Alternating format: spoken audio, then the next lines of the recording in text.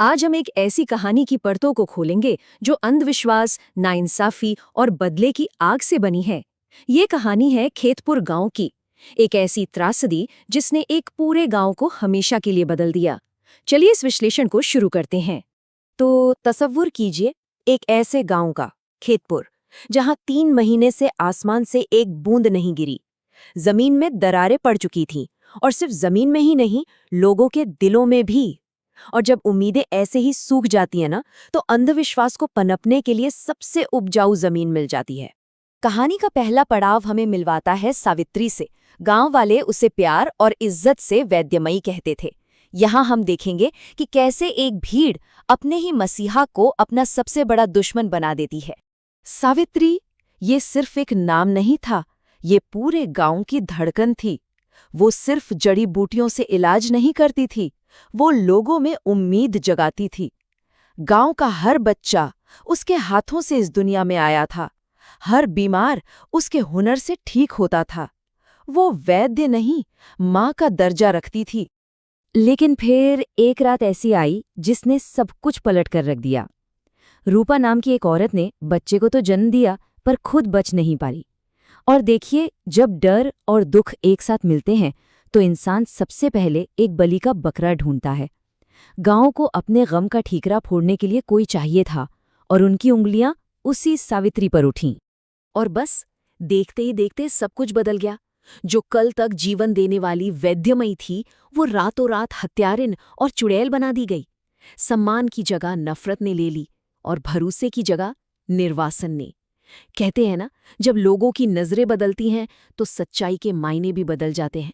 जब भीड़ ने उसकी झोपड़ी को आग लगा दी और उसे जंगल में धकेल दिया, तब सावित्री के मुंह से सिर्फ ये शब्द नहीं निकले। ये एक भविष्यवाणी थी। ये एक ऐसी चिंगारी थी जो आगे चलकर पूरे गांव को जलाने वाली थी। तो अब कहानी एक नया मोड़ लेती है।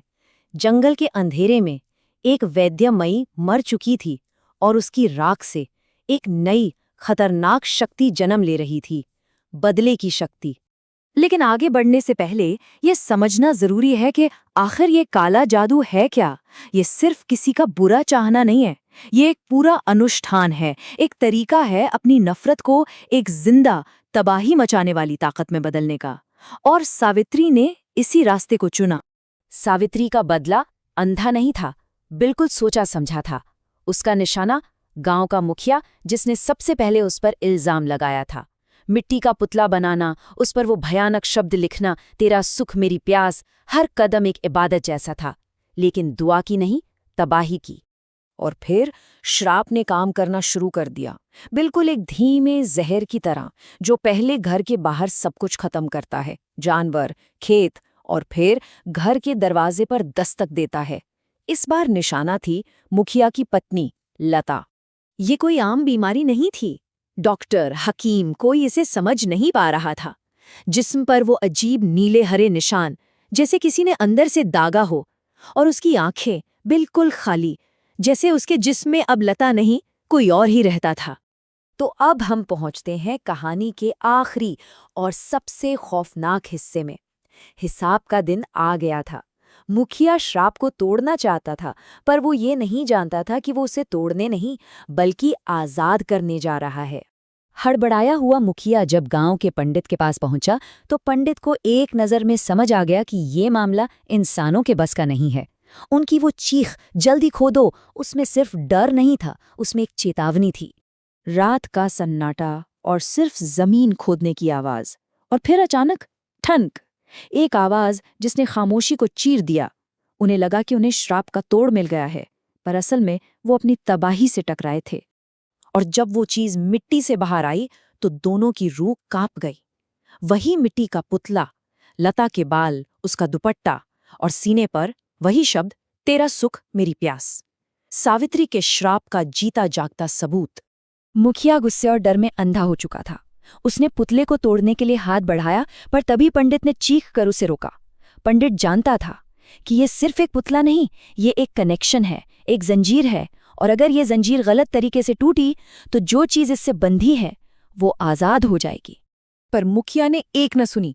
एक झटके में उसने पुतले को जमीन पर दे मारा।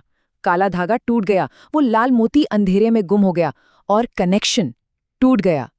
लेकिन श्राप खत्म नहीं हुआ, वो आजाद हो गया और अब वो हमेशा के लिए मुखिया के खून में उतर चुका था। अगली सुबह गांव के लिए एक नई सुबह नहीं बल्कि एक काली रात का अंजाम लेकर आई। लता जा चुकी थी। उसके जिस्म पर वो निशान अब गहरे काले पड़ चुके थे और उसके पास पड़ा था वो पुतला जिसका गला अब जला हुआ था, जैसे उसने अपनी प्यास बुझा ली हो।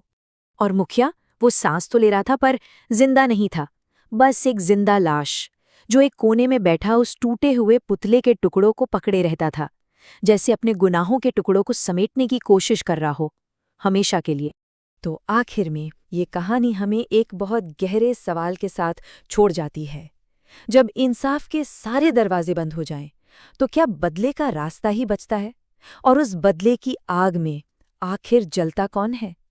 सिर्फ वो जिसने गलत किया था, या वो भी जो इंसाफ के लिए आग लगाते लगाते खुद राख हो जाता है?